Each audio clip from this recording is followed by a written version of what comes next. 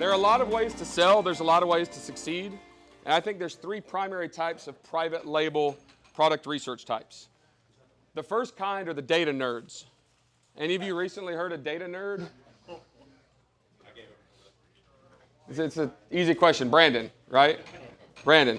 Like, he gets into stuff that just makes my mind turn to oatmeal and I can't handle it, right?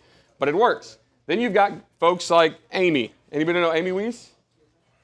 Amy sells products successfully, completely different than the way I do it.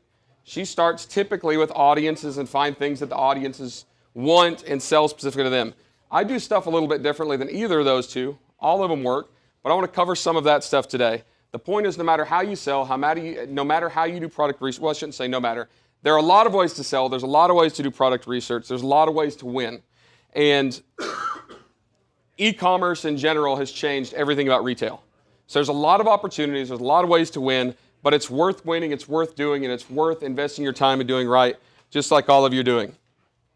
One of the things that I have had the pleasure of doing is I've spoken at literally hundreds of conferences, been to hundreds of masterminds over the last several years, and I've learned mostly from other people.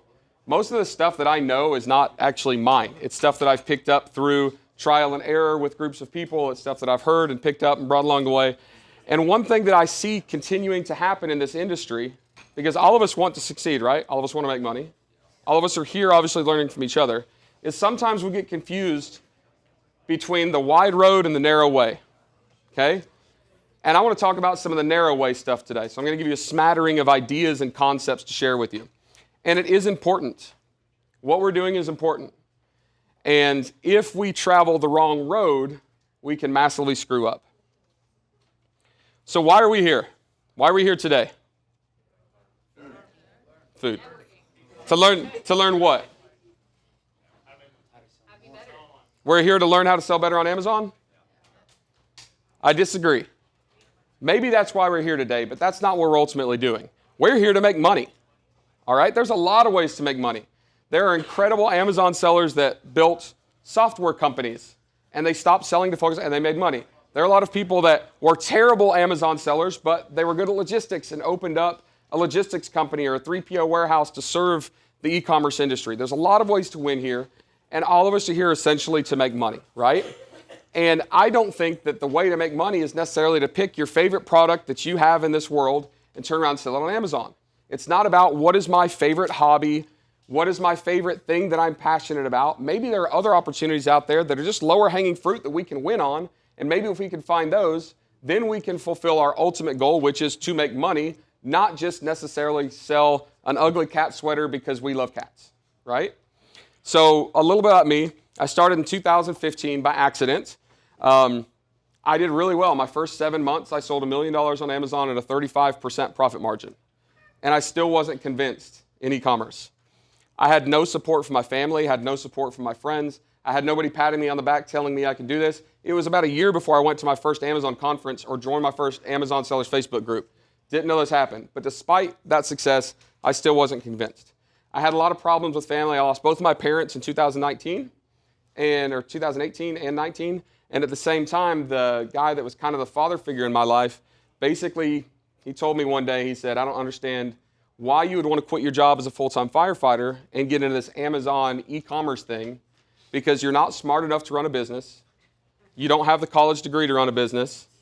And every entrepreneur is one paycheck away from bankrupting his family. I said, ultimately, I said, well, why does this matter? Like, why does this matter? It did matter. Like, it crushed me. I did end up quitting my career as a full-time firefighter, walked away from pension, walked away from health insurance for my family. But ultimately, I still wasn't convinced that this is the real deal. I chose what I thought to be the perfect product. I followed all the courses. I followed all the software recommendations back then in 2015, 16, 17 about how to pick the right product. Lost all my money. Ended up buying and trying to sell saturated products. It wasn't working. I failed to realize that I was actually learning a lot. I give the example of babies. Like, babies don't just go from laying on the ground to get up and running, right? Like, they have to try to crawl and then they fall, and they try to crawl and then they fall. Then they start to get up to walk and then they fall, and they fall and they fall and they fall, but eventually they start running. So eventually what I realized was that life is actually pretty cool. After several years of trying this, I thought, holy crap, I think I'm actually doing this. This is fun. Like I was able to quit my career. I was able to start traveling around the world. I was able to start, that was back in the time when Carlos invited me, my first time to come down here and speak. Like I was in the midst of some pretty rough stuff, but I was enjoying the opportunity to start networking and learning with people. I've got people in this room that I would consider best friends that I met 5 years ago that I'm better, not you, Carlos. No, I'm just kidding. Best friend, and I realized, hey, maybe it is working. Maybe the failed product didn't work. Maybe the advice I was taking from someone specific didn't work. But this whole idea worked. Like this whole idea of being able to not pick the perfect product that we are passionate about personally and go and sell it and make $1 million. But the idea of finding these other opportunities within e-commerce, picking the lowest hanging fruit, and executing. The stakes are high for us. How many of you are just starting to sell right now? You're just learning to get started. Does anybody in your life think you're crazy? Like, why are you spending all Saturday afternoon at this salsa studio that no one's dancing in? That's sketchy, right? Like with a giant mirror and a bunch of strangers. Like what? The stakes are high. We have to prove it to ourselves. We have to prove it to our families. We have to spend money. We have to spend time. But I think that right now is the time to take those risks because we've never had more support than we do now. The community, the education, the opportunity to be first to market. Folks, we're like 8 years, 9 years into this whole marketplace e-commerce thing, really, tagging on the back of thousands of years of retail commerce. Like we are first to market. The big CPG brands cannot pivot and focus and adapt the way that we do. We have an incredible advantage. We have technology. We have all the softwares. We have all the data that we have now that we didn't have 5 or 6 years ago. Multiple marketplaces to sell on. We have multiple tools to help us figure things out. We've got logistics companies that are actually changing their entire value proposition and business model to facilitate us, the solopreneurs, the small businesses that are using marketplaces. Like entire industries are evolving and adapting for us. That's pretty exciting, right? We represent like 65% of all sales on Amazon. Us. That's pretty freaking awesome, right? And then the whole acquisition game came into play. 7 or 8 years ago, you couldn't sell an Amazon business, and we know how that's changed, right? Opportunities are high. But can we afford to make mistakes? We can afford to make some. We can afford to fall when we're trying to learn to crawl. But we can't afford to completely devastate our entire livelihoods. We can't get second, third mortgages in our house to buy containers full of fidget spinners and garlic presses. Like we can't do that, right? We can, we shouldn't. So what I want to cover today, and I'll try to go fast, is some ideas of things that are changing.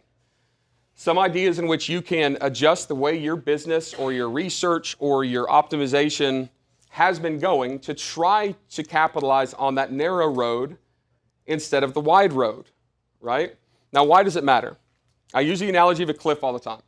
If I am walking up to the top of a cliff and there's water underneath it and the cliff is 1 mile long and I want to jump in the water. It's only 40 feet down. And there's a big line of people over here on this piece of the cliff, and they're all jumping off, and they land, and they splash, and they're laughing, they're having a great time, and they crawl back up and get back in line. But there's nobody on this side of the cliff. Where are you going to go? You're going to go over here. You don't know what dangers are under 6 inches of water over here. Of course nobody's jumping over here because they must not need to. There's a reason they're not, so I'm going to get in line. And the problem is all of us with high stakes that are trying to figure out this e-commerce thing, sometimes we make the mistakes of getting in line with everybody else, and we end up with the garlic presses and the fidget spinners and the non-terms of service compliance stuff that get us suspended and buying into these get-rich-quick schemes, which I don't believe in at all. But it's easier to do that because other people are in that line already, as opposed to going over here and starting from scratch and potentially having catastrophic failure. I'm insane. I like jumping off of this cliff. And I like following people that jump off this cliff. And I like working with people that like to jump off this cliff. Now, we do it smart. We test the depth of the water. We make sure that some giant sharknado isn't going to come boiling out of the ocean and eat us before we hit the surface, right? There are ways to do that. So if we need to take sometimes the smaller path, the narrower path, to be even more first to market, to differentiate ourselves from other people, I think that it is important to understand what some of the most cutting-edge people in this industry are doing to find ways to succeed, specifically with selling products. All right. This is where a lot of people get mad at me. How many of you track BSR? You're already reading where I said I hate BSR. No one raising your hand. It's okay, say it. I told you there's multiple ways to sell, right? It's okay if you track BSR. But I hate BSR. I don't care about BSR. I don't care where a product ranks within a category. I care about search term response, like where I show up in a search term report, right? I don't care what's selling. I don't care what's selling. I don't care what other people are selling, and I really don't care what other people aren't selling, okay? Because I know that we don't sell products, we sell keywords. All right, Brandon just talked about that in a ridiculous amount of data that he dove into. All right? We sell keywords. So what's interesting about keywords is there are a million products out there that are available to sell that aren't being sold on Amazon that do have keyword search volume. So the first couple of years I was going to China. Any of you been to Yiwu? Big market? I was walking around and I was looking at all these vendors, and all these people have these little crazy things in their hand. They're spinning around on their fingers. They're saying, you need to take a sample of this. You need to take a sample of this. It's a hot seller, hot seller, hot seller. I don't know what it was, but I had like 6 of them, and I'm playing with them, and I'm addicted to them in 2 hours. I'm like, these things are going to be great. And I go to my hotel room, and I go to Google, and I figure out weird spinny thingy that you put, and I come up with a keyword, fidget spinner. And I go to Amazon, and I type fidget spinner, and nothing shows up. There's like one listing with 2 pictures, got horrible sales. What did I do? This product's a bust. This is before the fidget spinner craze.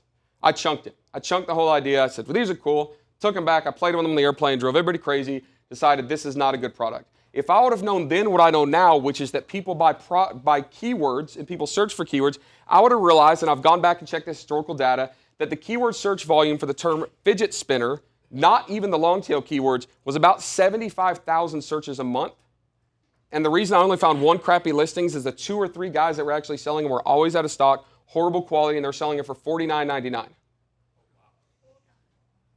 If I would have known then what I know now, I would have bought Fiji, and I wouldn't be here. Because I could have been the first guy that just dumped tons of money into fidget spinners, brought over 20 containers if I could afford it, and sold those things, right? So my point is, we have to get out of the mindset of, 1, following the leader.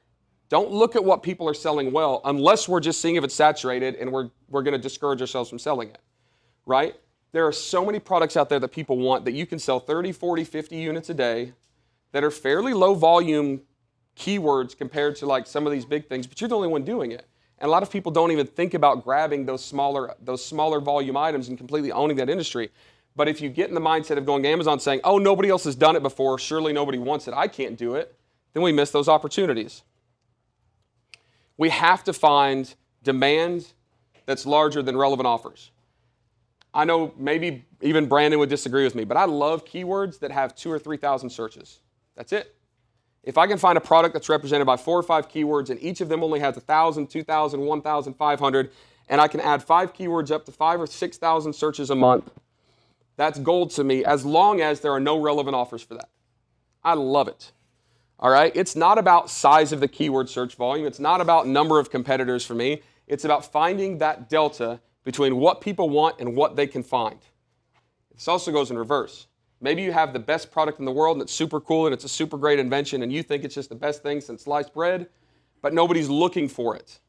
Same thing, it doesn't matter. Check out wetsleeve.com, WETLSLEEVE. It's this cool thing that I tried to sell on Amazon. It's a neoprene sleeve that slides over your arm and it has a 16-ounce water bottle in it with a little bite nipple like a Camelback. So for people that are skateboarding or rock climbing don't want a Camelback, you have water on your arm. Pretty cool product, right? Giant dumpster fire on Amazon. Nobody knew the thing existed. There's no keywords for it. Coolest product in the world. The best keyword we could find for it was water bottle for running. But guess what?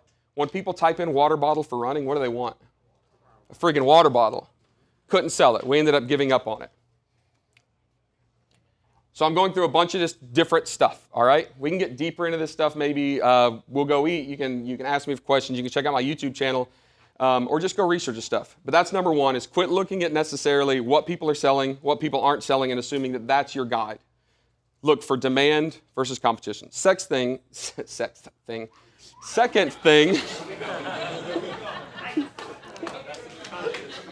It's the salsa studio in the mirror and like, I don't know. All right. Second thing is we actually have to understand the difference between LTV and CAC, okay? I love when someone says to me, oh, that product is too saturated because the cost per click for my PPC ads with only a 15% conversion average is $2, and I can only make $1 on that product. I can't sell it. Why is that a problem? Why is that necessarily not true that is a problem? Because we, as sometimes fledgling sellers, and we're trying to learn this thing, and it took me years to realize this, we don't understand what actual cost of acquisition versus lifetime value means. There is a software company out there, they're based in the UK, called Nozzle.ai, Nozzle.ai. And what they do is they track repeat purchases.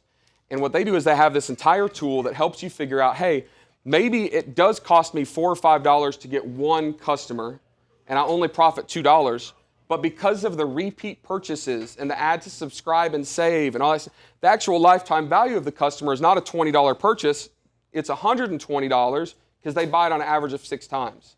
Now are you willing to pay $2 or $3 to acquire that customer? Crap, yeah you are. But we don't understand the difference of that. Think about influencer selling. I'll talk about that in a second. When we look at influencer selling, we think, why the heck would I pay this Instagram micro-influencer, nano-influencer $500 to pitch this product for me when I didn't see an immediate bump in my sales, right? Because we don't understand the actual lifetime value of that. If you've got that stuff floating out there forever, if you've got a guy that puts your thing in a YouTube video and you paid him $500 to put it in the YouTube video, you didn't immediately get $2,500 of sales and cover that in the first week, you figure that YouTube video stays out there for years, right? That may continue to happen. Look at supplements. Supplements are the most probably brutal landscape to sell on in Amazon. These supplement sellers, a lot of them with a $25 product, love a cost of acquisition of $40. They would pay $40 to make a $25 sale because supplements have such a high repeat purchase that they know it's worth it. The thing that helps us solve this problem is what's called attribution. Now, attribution is the same thing that we've been dealing with for years in like cookies and pixels and all that. Well, now finally Amazon has given us the full roadmap where we can track all of that. We can figure out through Amazon attribution all of this external traffic sources all the way through to our click-through rate and our conversion rate and our all that stuff all the way down to purchases. So then we can figure out, hey, this purchase here came from here. These Google ads cost me this much money and equated exactly to this many sales, right? That's an incredible piece of knowledge. One of the coolest and I think industry-changing things for Amazon sellers right now is a tool that Carbon 6 acquired, I don't know, 6 months ago called PixelMe. Anybody use it? That's amazing. I love that none of you are using it because that means there's a huge opportunity that I can kind of explain to you guys. Not a huge sales pitch, but let me tell you what it does. It helps you connect your Amazon products to Google, TikTok, Facebook, Instagram easily. But it also uses the Amazon attribution technology where all of that stuff is tracked all the way through. You can do things like stacking pixels where essentially you can run a Google ad here. You can see exactly what it does on your Amazon listing, your Amazon performance. And Clayton, who you saw earlier, has actually got some case studies, which are really interesting, where he's using 10 or 15 cent clicks on Google that eventually translate into increased organic ranking faster than anything that like is out there on the market right now. It's incredible. You can check that out. Go to PixelMe, PixelMe's website, carbon6.io has got that. And track down Clayton. He's going to be around here later and ask him to see the case study. My point is, stop assuming that a $2 cost per click for a $1 profit is not profitable for you. Start to understand the difference between lifetime value and cost per acquisition. All right. Who uses influencer marketing? Are y'all scared to raise your hand? Like you're afraid I'm going to say, you're idiots for using influencer marketing. Do you use influencer marketing? Who can easily describe influencer marketing to the general public? You're full of crap. Nobody in here can. Because if I walked into the general public and I said, let me explain influencer marketing, I could talk for hours and hours and hours, and it wouldn't make sense. It's too big of a topic. It's too broad. But who wants the short and sweet version of what we need to know about as Amazon sellers regarding what type of influencer marketing there is that works for us? Short and sweet? Nobody? Come on, say yes. Thank you. All right. Look, I've gone through like hundreds of hours of trying to figure this out. We have some people in here that are specifically experts in influencer marketing. If you'll buy Paul Barron a scotch over there at Bonefish, he'll talk to you for like 6 hours. He's kind of a sucker for that stuff. He can explain that. Paul's back there hiding behind the fish tank. Here's what I've determined is the most important for us. These are the 4 types of influencer marketing that we specifically need to be paying attention to. One is the pay for content, all right?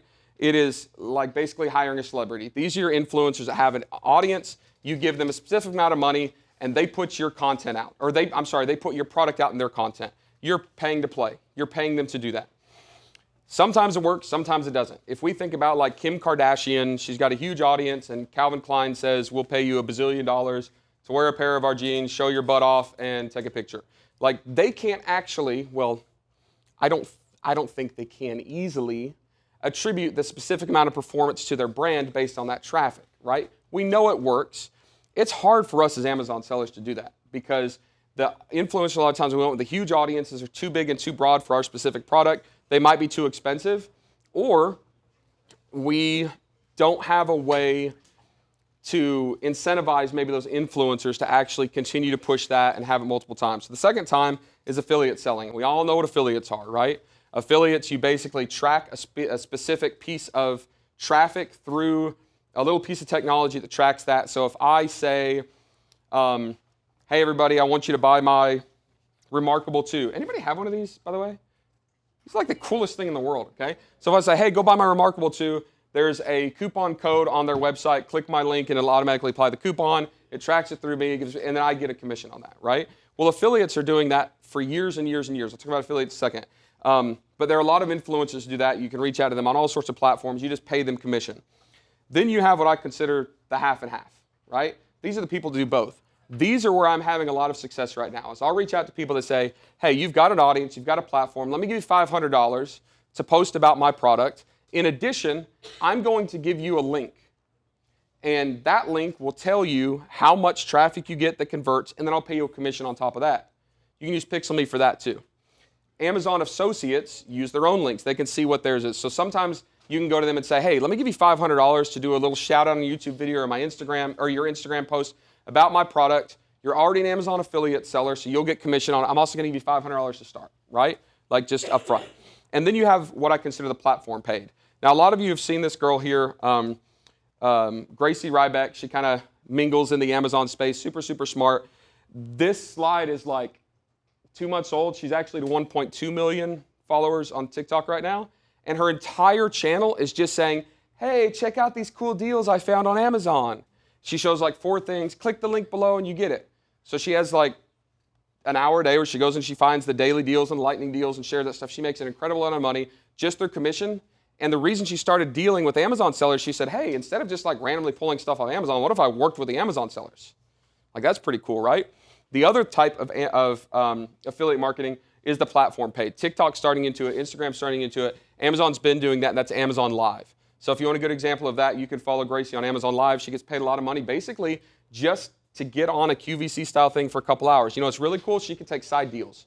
So sometimes Amazon will come to her and say, all right, this week we need you to do a 3-hour live. During that 3-hour live, we need to feature these 4 products. The rest of the time, it's up to you. Whatever you sell, you get a commission on. So you can reach out to these Amazon Live people and say, hey, I know you get to pick some of the products that you're going to sell. How about mine? By the way, let me give you an extra $1,000 to feature mine. They're still going to get commission, which you don't have to pay. Amazon's paying them the commission, right? They're already doing it. It's fairly easy, and there's a lot of brand trust in that. Number 4 thing, staying on the narrow road, pay attention to affiliates. For the past few years, I've been trying to go to the Affiliate Marketing World Conference, either in Bangkok or Barcelona. Any of you been to that?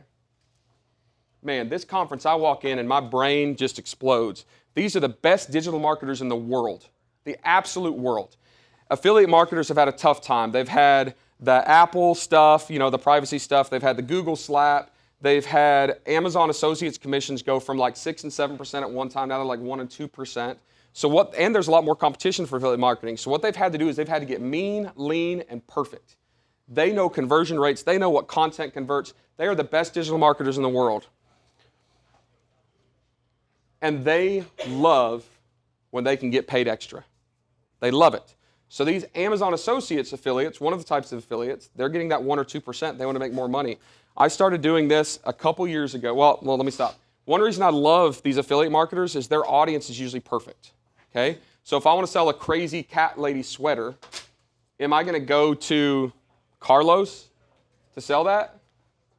Probably not. I don't think he wears cat lady sweaters. He wears Columbia fishing shirts, right? That's all he owns. So if we can target our product to a specific audience, that's going to make our lives a lot easier because our conversion rate goes up. We're not trying to sell a Google phone charger to an Apple iPhone user, right? It's just not going to happen. So the affiliates have the audience. They know how to convert. They know what content to create. They're not getting paid nearly as much as they were. They want to. Amazon is a search engine. There's 5 big search engines in English language. Anybody know what they are? Amazon, I said. Amazon US. YouTube. Nope. Mexico. Amazon US. No. Google, YouTube. Ask Jeeves. Bing. Pinterest. Instagram. Etsy. A search engine is somewhere where somebody goes in and searches something and they're given results that's relevant. It's Pornhub.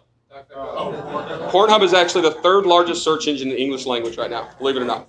So a search engine all works the same way. You go in and you type something, it indexes based on what's in that content, and it says, here's the result. Those search engines and the way it indexes is why you don't go to Amazon and type in Nike shoes and it shows you a banana holder, right? Like, it shows you Nike shoes. So what's really cool is the Amazon affiliate sellers have to have that trackable link we talked about, right? And every Amazon Associates link has the slug at the beginning of it, amzn.to.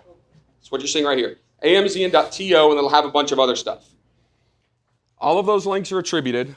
All of those links are going to help you find Amazon Associate/affiliate sellers. And when you combine that slug with specific keywords, you can find content creators specifically selling to your prime audience, selling the products that you want, okay? So if any of you right now, you wanted to go to, someone give me a category that you sell in. Hardware. Watch this. I'm going to type in YouTube, hardware. Who said it? You did? Hardware space amzn.to. Now what's going to happen when I hit search here? YouTube as a search engine is specifically going to show me videos that are trending, that are most relevant, that are indexing for hardware and amzn.to, which is the affiliate slug. So what's that mean? That means that every one of these search results is an Amazon affiliate seller, because every single one of them in their descriptions, their product descriptions, has that slug in it, which means somewhere in the video they say, check this stuff out, click my link below. Every one of these. So if I'm selling fishing gear, I can type in saltwater fishing gear, amazon.to on Amazon, and I can find these Amazon associate sellers that I know are Amazon affiliate sellers. I know they're making 2%. I can reach out to them and I can say, hey, I'd love to work with you. Instead of you just getting 2%, what if you use my PixelMe link and I paid you 10%, which by the way is what Amazon gives you through the brand referral bonus, essentially free marketing. Or let me work a deal with you, whatever it is. A lot of ways to do that. They are dying to work with us because they're getting paid 2%. Because YouTube works the same way as everything else, we can do that on Pinterest, we can do that on Google, we can type in life hack blog, or we can type in gift guide, fishing, amazon.to in Google, and it will give us literally a list of gift guides that are all created by people talking about fishing gear that are also Amazon associate sellers. Pretty cool, right? Yeah. All right. Number 5. Sometimes smaller is better. All right? Not just a small road, but sometimes our smaller products are better. And what I mean by products is keyword search volume. I like Brandon was saying, every product has a keyword. All right, main keyword for an Amazon or for garlic press could be a garlic press, but it's also a squisher, mincer, masher, musher, dicer, all of those things. And what I found is I love the products that are made up of a lot of those weird words instead of one root word that has 50,000 searches. What if I can find a product that's built on 6 keywords that have 2,000 or 3,000 search volume? I love that. I absolutely love that because in a pyramid, the base is wider. So for that product, I'm not relying on one keyword. I'm balancing out 5 or 6 keywords. The reason I say this is people get all bent out of shape when they find a potential product opportunity that they want to sell, and none of the keywords are more than 5,000 or 6,000 searches, or more than 20,000 or 30,000. Dude, I love that. I love these smaller keywords. I also love smaller selling products, lower selling products, and here's why. Because my business is not to sell one specific product. My business is to make money. So if I can build my business in a way where I don't have one key product that I'm putting all of my faith in and I'm putting all of my investment in, and it has so many sales that everybody sees it, everybody's trying to compete, everybody's attacking. I like a business model where I sell a bunch of maybe lower search volume, lower sales volume items, but it's wider. If one of those drops off, my business isn't done, right? If some person attacks that, my business isn't done. And you know what? I can find a lot of those lower selling products that are very successful with much higher profit margins than I can one that sells 100 units a day because it's going to be more competitive and make less money. And then all of my money and resources investment is going into that. I sold, one of the most successful products I ever sold was a boot shoe tree. Anybody have any clue what that is? This guy's like, yeah, dude. So what it is it's these two plastic pieces. They're about this long with a spring-loaded thing. And any of you women have tall leather boots? Yeah? What happens when you put those in your closet? They flop over and the leather gets wrinkled and creased. So you insert this thing, like some people use pool noodles, and it makes your shoes stand up. I found these things walking around the marketplace at Yiwu, China. I don't know what the heck it is, but it looked funny. I was playing with it, and it was, And I researched it, boot shoe tree. Nobody was selling on Amazon. There was like 4,000 people a month, over 10 keywords searching for those things. I said, hey, these things are 90 cents to have landed at FBA. That's what it cost me. They were super cheap. I could get like 6 pallets of these things, ship them to Amazon, landed at FBA for 90 cents, and I put them on sale for $19.99. And for the next 3.5 years, I never lowered the price. And I have sold tens of thousands of those things. For $19.99, it cost me 99 cents. I was making like $13 for every one that I sold. Now, it wasn't one of those products that's going to pop in software and say, this is great. I never had more than 1 or 2 competitors because I only sold 15 or 20 units a day on a good day. Some days only 10 units. Some days I'd get a big bundle order. But you know what? I could set it down. I could walk away from it. I could move on to the next product and the next product and the next product. Nobody screwed at that one. And I made 6 figures of profit on the stupid thing that cost me 90 cents to land in FBA. So instead of trying to go down a big rabbit trail of, oh, now I'm in the women's shoe accessories, and shocking everybody, I'm not into women's shoes. I know, surprising. But like instead of trying to go down that route, I would just find another product, and I would find that low-hanging fruit and do it. So I'm not saying it's the only way to sell, but if, in my opinion, our objective is to make money online, not necessarily get into one specific niche or product or category and just try to run all the way down that rabbit hole, I like, when it comes to making money, finding a lot of these smaller things, and eventually we'll build brands and all that stuff. I'll show you that in a second. So this is kind of my model. Do you guys like my really high-end artistic graphic design here? This is about the extent that I get to. So I like to find an idea. I like to find the relevant keywords attached to that, validate the demand, confirm that it's low competition, test it. And the reason I like to test stuff is you can't put your hair back on after you've cut it, right? You only cry once if you do it right the first time. So there's some ways I test that. And then I launch what's called on the beachhead. Like if we're trying to attack a country, the Army's going to land on the beachhead and it's going to build up a base there. It's going to fortify itself before it continues to move in. So I like to attack the beachhead, which is those small keywords. If I'm getting into women's shoe accessories, I'm going to go for like these really long tail crazy things that I can crush on. I have very low competition. I can get all my reviews, and then I'm going to start attacking broader and higher search volume keywords after I've built up some momentum, right? If it never naturally progresses to that, it's fine. I'll sit on the beachhead all day and I'll go launch another one. I'll go launch another one. I'll go launch another one. And some of those will organically move on. So I'm going to advance slowly and take more ground.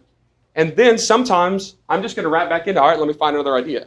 Now what I typically do is if I have 2 or 3 of these items that I realize can be clumped together, then I think, all right, now I've got a catalog and start a brand. I love branding. Everything Andrew talked about, super important building a business. I don't like when an Amazon seller or an e-commerce seller starts their journey, they've got limited budget, they've got limited experience, they have one product and start selling it, and then they're like investing all their time and effort into branding this thing in the most ridiculous thing you've ever seen. You've got 18 websites, you're trying to sell it in Target's retail shelves. Like it might not work, right? Even a D2C website, I don't necessarily agree is very powerful unless you've got more than one product. So if you look at that cost of acquisition, lifetime value, the real value of having a direct-to-consumer, your own website, capture the audience for reselling. If I've got one boot shoe tree product, it's the only thing I've got, and I've got no other women's shoe accessories, why am I going to build that website? Like there are some reasons for it, but typically it's not worth my time. I can go and do something else on Amazon and make more money because unless I have more shoe accessories to continue selling and building that email list, doesn't really matter. Now sometimes I'll end up having a catalog of products. I wake up one day and go, oh crap, I got 6 things in this catalog. That happened to me with cigar accessories. I did one and then another one and another one. I realized, holy crap, I got 3. And then I built it and brand and I exited the company. This is a different model than what a lot of people do, but I actually really like it. All right, so getting ideas for those keywords. I hate starting on Amazon. I hate going to Amazon.com and sitting down and saying, I'm going to do my product research, what's selling well. I've told you that. I actually like starting off Amazon and going to Amazon. These are some of my favorites. Pinterest, Cratejoy, Etsy. Cratejoy is literally every subscription box in the world on one website. You can go search it by catalog, by niche, by category, all that good stuff. I love going to life hack blogs and figuring out what people are literally creating in their garage and saying, this is cool, right? I can spend 30 minutes going through life hack blogs on Google and find more product ideas that potentially have some demand with very little competition than any of you can do 6 hours sitting on Amazon.com. I promise you that. I guarantee it, right? Look other places, find the demand versus competition delta, as opposed to just seeing what everybody else has done. Those are some of my favorite places. The one on the bottom right is physical trade shows. I love going to trade shows and walking the floor and seeing what's happening and then finding the difference, just like a fidget spinner. If I would have known then what I know now, I'd know like this is hot. I could have beat the curve before everybody else. Another thing that I think people make a mistake, all right? They're walking down the big road doing everything else that everybody else is doing. Take the small road by putting your eggs in multiple baskets. There's two primary ways that I suggest getting different baskets for your eggs. The first one is sourcing. Everybody knows what happened in China when COVID hit. I still believe that China is the best place to source products. Nobody sources better products, cheaper, more accessible, and knows how to communicate with us than China does.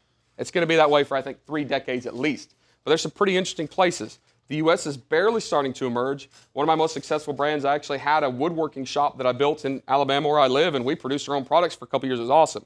Mexico and India are exciting. In 2 weeks, I'm going to be in India. I've been going there for a couple years. And then actually, Amy and I started our own trade show in Mexico. And we started sourcing trips, taking people down to Mexico to teach them how to source and sell because there's no platform. You have to have personal relationships. I've actually been sourcing in Latin America since about 2017. I actually owned a shipping company in Guatemala, of all places. If you have one shipping company that you're getting your quotes from, what happens if the price goes up? You're not going to know it. Have 2 or 3 shipping companies that you're consistently, occasionally getting quotes from. No shipping company wants to quote you on everything if you're not going to do business with them, but make sure you have multiple options in case one of them flakes out.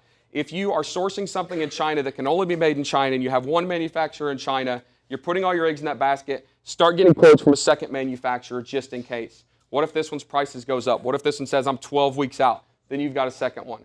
Sourcing locations. If you can take a product that you're producing in China and easily move it to Mexico, where it can be shipped and landed at FBA and DF1 in like 5 days, and a 53-foot truck costs you $1,000 instead of a 40-foot container costing you $8,000, there's value there, right? The other thing is marketplace, all right? We have someone from Amazon in this room that just crapped a rhinoceros when I put up Walmart's slide. But folks, we can't always 100% depend on Amazon. Walmart right now is the hottest thing that's happening. If we look at what's happening with Walmart, this graph actually looks like Walmart's slowing down, but you're not reading the math right. This is percentage of growth year over year. So in Q2 of 2020, they had almost 100% growth. Holy freaking crap. It's like Walmart is like tripled in the past 36 months. And I'm talking about sales volume, traffic to their website. Like Walmart has, I think, 70% of the same of web traffic monthly to Walmart.com as Amazon does. Amazon has like 3.2 million sellers. Walmart has like 140,000. It's freaking unbelievable. Walmart this month has made some significant changes because a lot of you have tried to sell on Walmart and it sucked, right? Significant changes are rolling out in the next week, which are changing the entire onboarding, the entire registration process. They're taking Walmart Fulfillment Services and Connect, which is the PPC stuff, and adding it all into everybody's account where you don't have to apply for all that stuff individually. Start paying attention to Walmart. Start paying attention. If you're not following me on LinkedIn or Facebook, start doing it because I'm about to start putting a ton of Walmart content out there for free. You guys are going to love it. But I love Amazon. Not saying we shouldn't.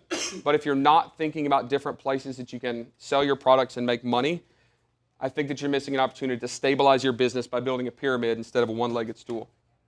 All right, so here's my closing thought. By the way, was any of that helpful? Did anybody get one idea? If you got one idea, it's worth sitting here, right? Okay, for those of you that said no, please don't tell me that later because it'll crush my feelings. So we're all sitting here. We're all learning. We're all trying to figure this out. We've all essentially taken more time, more money out of our lives than we would expected to for this crazy e-commerce thing. Some of us are giant sellers. Some of us are just beginning. But we have invested time in this, and we are continuing to invest in time in this because, like I said, we're sitting here right now talking to a bunch of strangers and some hillbilly from Alabama that threw a bunch of crazy ideas on screen, right? I think it's because you're convinced that it's worth it. Agreed? You're convinced that it's worth it. Look, I was having success. I was making money. I was quitting my job. I was traveling the world. I was proving everybody wrong. and I still wasn't convinced that this is the real deal. It sucked. I think about all the time I wasted when I could have put more focus, more attention, more energy, more heart, more soul, more helping other people in the community into this crazy industry, and I didn't because I wasn't convinced.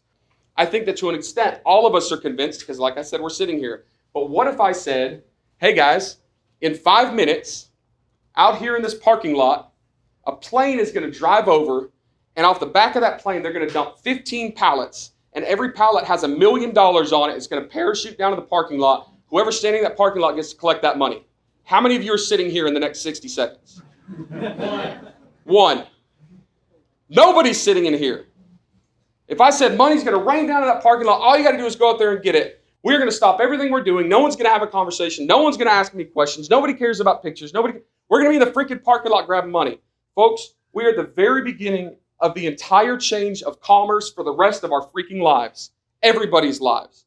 Like I said before, commerce has been done for thousands of years the same way. And just in the last 15 years, it radically changed. It will never go back. And us sitting in this freaking salsa studio with a giant mirror with Carlos in his freaking fishing shirt are the ones that are the tip of the spear that are figuring things out, that are literally changing commerce for everybody for the rest of history. That's freaking awesome, right? Here's my point. The parachutes of cash are freaking falling. They're not in the parking lot. They're right here. They're right here on our computers, and they're right here in this room. So here's my challenge to you. Don't walk down the same wide road as everybody else. Don't get lazy. Don't fall into the trap of just being a follower. Find new ways to do things. Test the waters before you jump off the cliff. But if we can be the ones that find those narrow roads, take some of these crazy ideas that are a little bit radical, a little bit new, I promise you that if you spend more time doing that and less time getting in stupid fights on Facebook, and look, I love Game of Thrones. I'm watching House of Dragons. But if I spend a little less time, it'd probably be beneficial to my business. If we take this seriously, that's the same thing as walking out and grabbing those pallets full of cash, and we need to be doing it because we're going to miss an opportunity that we'll probably regret. Thank you, guys.